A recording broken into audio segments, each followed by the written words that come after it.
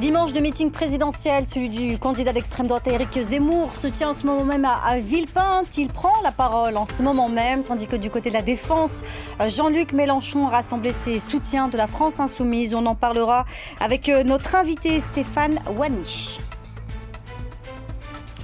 Faut-il vacciner les enfants? La question sera posée demain au Conseil de défense. Alors que la 5e vague continue de gagner du terrain en Europe, le variant Omicron donne toujours des sueurs froides aux virologues. Et puis le pape est toujours en Grèce. Il y a passé la journée sur l'île de Lesbos, devenue ces dernières années une véritable prison à ciel ouvert pour les migrants. Il appelle à mettre fin au naufrage des civilisations.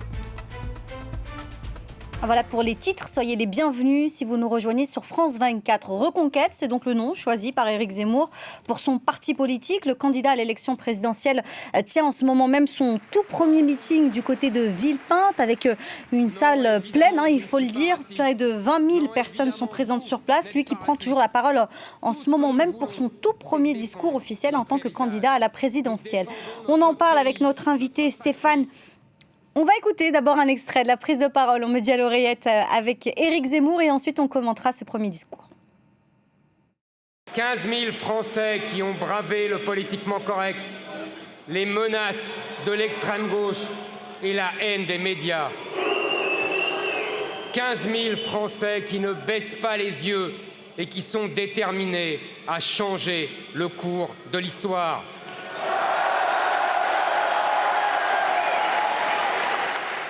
Ne faisons pas de fausse modestie. L'enjeu est immense. Si je gagne cette élection, ce ne sera pas une alternance de plus, mais le début de la reconquête du plus beau pays du monde.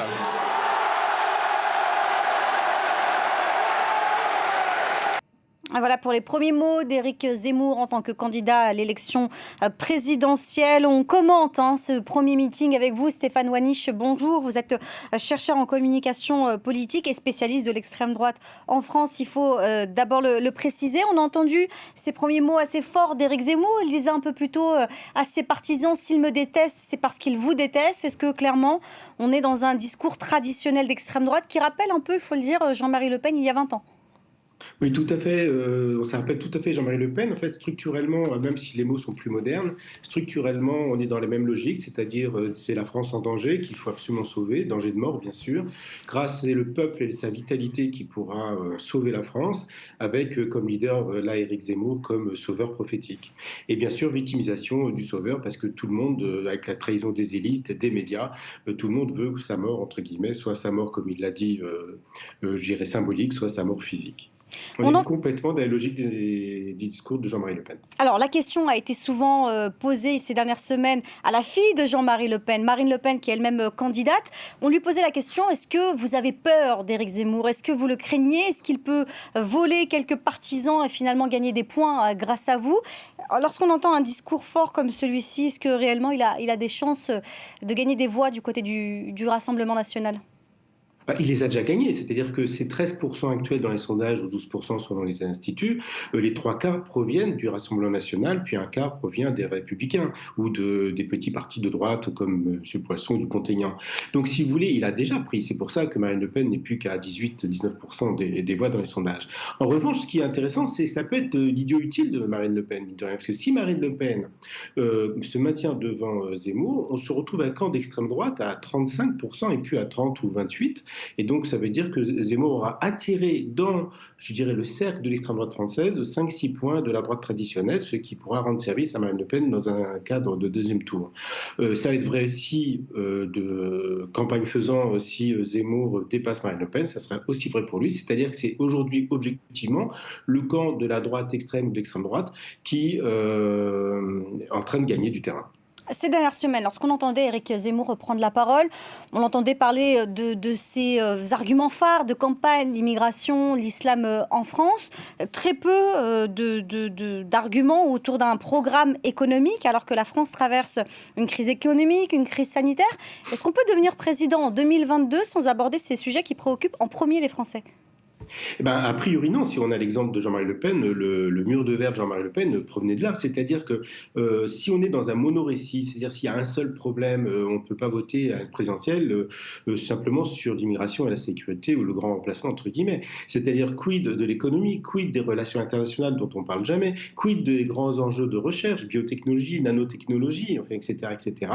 Quid de l'Europe, de l'euro, etc. C'est-à-dire que si un candidat à la présidentielle reste simplement dans une seule thématique et dans un seul système argumentatif, en général, les Français n'y adhèrent plus. Ils adhèrent au départ en dynamique, mais si ça ne suit pas derrière, ça ne fonctionne pas. Alors attention, la campagne vraiment ne fait que commencer. Ce qu'il a annoncé, ce que Zemmour a annoncé, c'est qu'il allait développer son projet. Et là, on retrouve quelques tons du président de la République actuelle, c'est-à-dire quand il a présenté son projet à Toulouse, etc. Emmanuel Macron, on se posait tous la question à l'époque, quel est le projet d'Emmanuel Macron? Et là, on se pose la question, quel est le projet de Zemmour? Puis il va sans doute arriver. Mais attention, s'il n'est que axé sur la sécurité et l'immigration, ça risque d'être un peu juste, en effet, pour devenir président. Il faut donc se méfier des sondages. Merci Stéphane Wanisch pour votre analyse suite à ce premier meeting d'Éric Zemmour qui n'est pas terminé, qui prend toujours en ce moment même la parole. Alors on va prendre la direction de Villepinte pour y retrouver notre envoyé spécial Karim Akiki.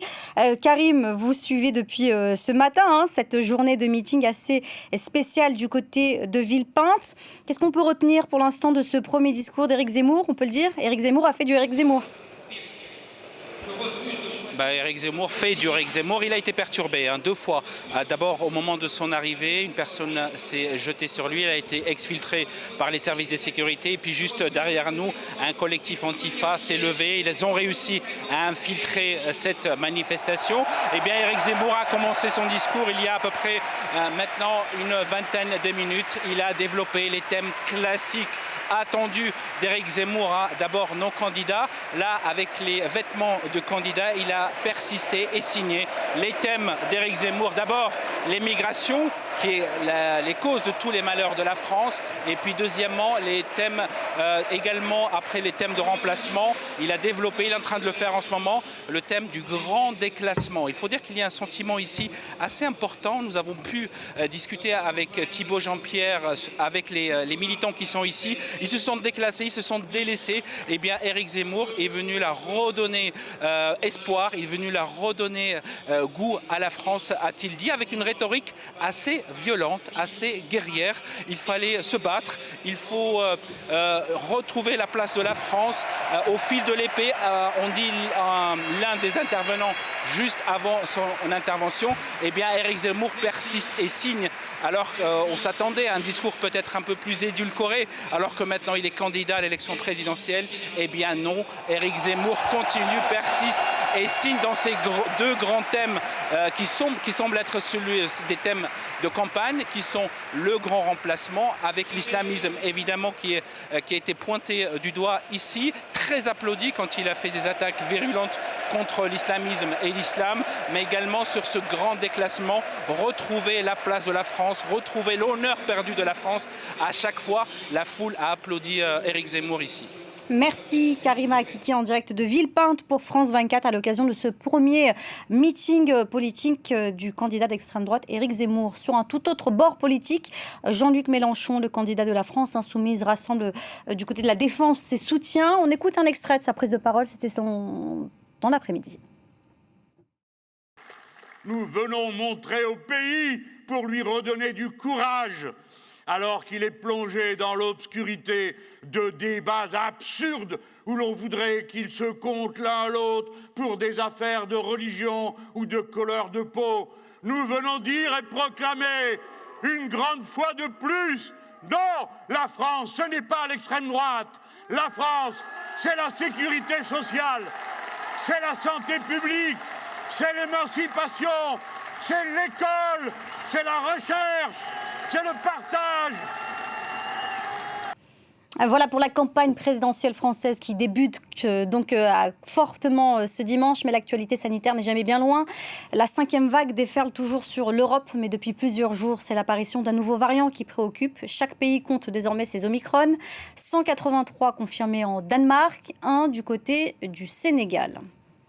Et c'est dans ce contexte que se pose la question de la vaccination des enfants âgés de 5 à 11 ans. Elle existe déjà dans des pays comme les États-Unis, le Canada ou encore Israël. Elle sera donc au programme du Conseil de défense sanitaire qui est prévu demain, alors que de nombreux cas de Covid ont été recensés auprès des plus jeunes. Regardez. Des enfants enrhumés, ce généraliste à Strasbourg en voit de plus en plus souvent. Depuis 2 semaines, son cabinet recense 2 à 4 cas de Covid par jour. Au moindre signe, les parents sont inquiets. On se pose des questions, on ne sait pas si c'est juste un refroidissement comme chaque année ou le Covid lui-même, quoi. C'est pour ça que j'ai préféré consulter pour mon fils. Depuis le retour des vacances de la Toussaint, le virus circule beaucoup dans les écoles primaires. Le taux d'incidence n'a jamais été aussi haut. 863 cas pour 100 000 enfants chez les 6-10 ans. Cette vague n'est pas plus grave en termes de santé pour les enfants. Les enfants ne sont pas plus gravement touchés. Par contre, comme il y a plus d'enfants touchés, obligatoirement, on risque d'avoir plus de formes graves pédiatriques que les précédentes vagues. La Haute Autorité de Santé recommande de vacciner les 5-11 ans à risque de formes graves. Cela concernerait 360 000 enfants. Souvent asymptomatiques, les plus jeunes transmettent le virus. Alors, faudrait-il vacciner tous les 5-11 ans? Ce n'est pas une priorité pour ce médecin. C'est-à-dire de vacciner les frères, les sœurs, qui eux sont éligibles, et évidemment les parents, et donc d'aller plus loin dans la vaccination des adultes qui n'ont pas été encore vaccinés, qui sont en contact avec ces mêmes enfants. La vaccination des enfants divise les parents. Je suis plutôt pour, ouais. Ça a l'air de marcher pour les adultes, on peut en sortir, ça sera tant mieux. Je suis contre, je suis à 200% contre. On n'a déjà pas assez de recul pour les adultes, alors les enfants, non, pas question. Aux États-Unis et en Israël, on vaccine déjà les enfants depuis le mois dernier. Cette question devrait être évoquée demain au Conseil de défense sanitaire. On va prendre la direction de l'Indonésie maintenant avec ces images impressionnantes du volcan Semeru. Son éruption a déclenché la panique chez les habitants des villages environnants. Au moins 14 personnes sont mortes. La Méditerranée est en train de devenir un cimetière froid sans pierre tombale. Les mots forts ce dimanche du pape François en visite sur l'île grecque de Lesbos. C'est là que vivent entassés depuis des années maintenant des migrants dans des conditions particulièrement difficiles. Inès Olagaray. Serrer des mains, enlacer des enfants, écouter le récit de chacun. Sur l'île grecque de Lesbos, le pape François a voulu accorder un peu d'attention aux migrants du camp de Mavrovouni qui se sont pressés pour venir à sa rencontre. Je suis ici pour voir vos visages et vous regarder droit dans les yeux. Des yeux emplis de peur et d'attente, des yeux qui ont vu la violence et la pauvreté. Il y a 5 ans, le pape s'était déjà rendu sur cette île, devenue un symbole de la crise migratoire. Depuis sa dernière visite, le sort des migrants ne s'est guère amélioré. La Méditerranée, qui a uni pendant des millénaires des peuples différents et des terres éloignées, est en train de devenir un cimetière froid sans pierre tombale. Frères et sœurs, je vous en prie, arrêtons ce naufrage de civilisation. Construit en urgence après l'incendie du camp de Moria, le camp de Mavrovouni abrite encore près de 2200 demandeurs d'asile. Dans une lettre adressée au pape, une quarantaine d'ONG ont dénoncé les refoulements présumés de migrants vers la Turquie, mais aussi la mise en place de camps entourés de fils barbelés et aux accès contrôlés par des portails à rayons X. C'est déjà le cas sur les îles voisines de Samos, Léros et Kos, et de telles structures devraient être installées sur Lesbos l'année prochaine. Nous espérons qu'avec la visite du pape, quelque chose va changer. Nous ne sommes pas des prisonniers, nous voulons juste une vie meilleure. Parmi ces migrants, certains espèrent repartir avec le pape. En 2016, il avait créé la surprise en emmenant 12 Syriens avec lui à Rome. Une image avant de se quitter, celle d'une performance surprenante au Brésil. Nathan Paulin, un Français, a traversé les 500 mètres séparant deux collines de Rio sur un fil à 80 mètres de haut, sur un fil appelé slackline. Il a réalisé son exploit sous les yeux de la foule rassemblée. On espère que vous n'ayez pas peur du vide. Et on se quitte en images. On se retrouve dans 15 minutes. Restez avec nous.